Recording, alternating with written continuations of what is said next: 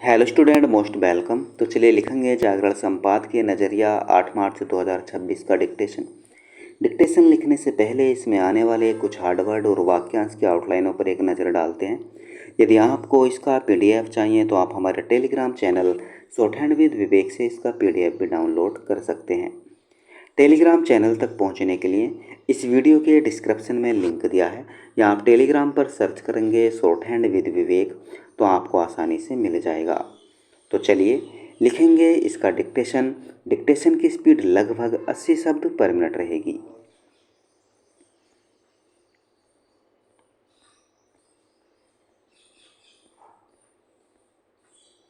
Dictation शुरू करेंगे 5 second बाद।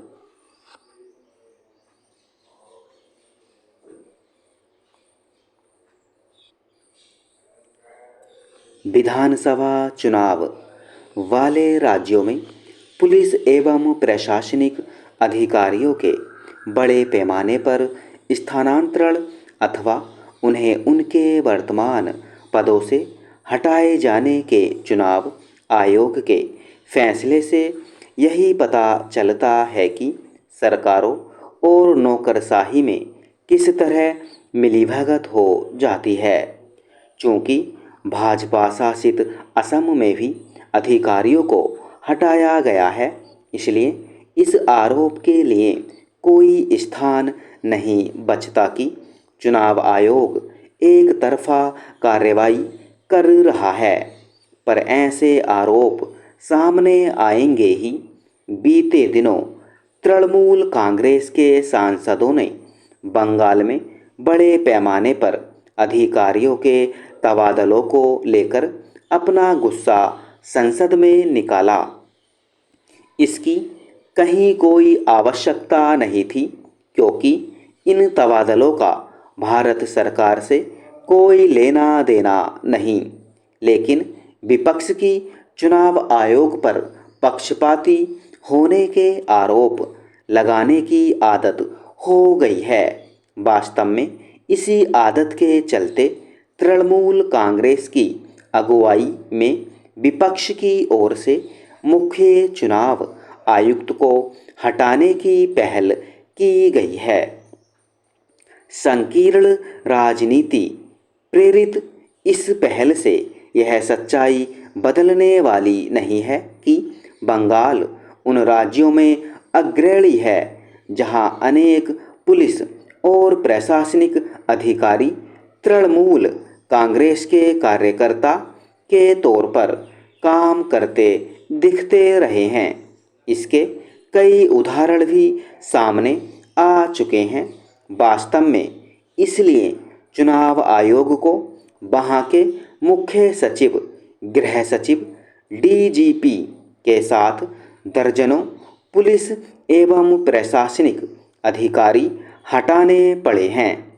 लोकसभा चुनाव के समय भी बंगाल में कई अधिकारियों को हटाया गया था। इनमें बंगाल के तत्कालीन डीजीपी भी थे। चुनाव बाद ममता बनर्जी ने उन्हें फिर से पुलिस प्रमुख बना दिया था।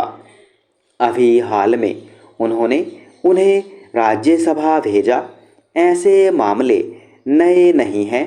कई बार तो नौकरशाह इस्तीफा देकर या फिर बीआरएस लेकर सत्तारूढ़ दल के प्रत्याशी बनकर चुनाव मैदान में उतर जाते हैं। इस तरह के प्रसंग यही बताते हैं कि नौकरशाही का किस तरह राजनीतिकरण हो गया है। नौकरशाही के राजनीतिकरण के लिए किसी दल या सरकार विशेष को ही जिम्मेदार नहीं ठहराया जा सकता, लेकिन इतना तो है कि कुछ राज्यों में यह हद से ज़्यादा बढ़ गया है। नौकरशाही का राजनीतिकरण अथवा सत्तारूढ़ राजनीतिक दलों की ओर से नौकरशाहों के समक्ष अपने दल के सदस्य के तौर पर काम करने की परिस्थितियां पैदा करने से प्रशासनिक तंत्र का अवमूल्यन ही हो रहा है। यह ठीक नहीं कि जिन अधिकारियों से यह अपेक्षित होता है कि वे नियम कानूनों के प्रति निष्ठावान रहे, वे जनता की सेवा करने के स्थान पर दल विशेष की सेवा करते दिखते हैं। जब ऐसा होता है तो शासन प्रशासन की ओर से जनता के हितों की उपेक्षा की होती है। नौकरशाही के राजनीतिकरण के लिए जितने जिम्मेदार नौकरशाह हैं, उतने ही राजनीतिक दल भी। स्टॉप।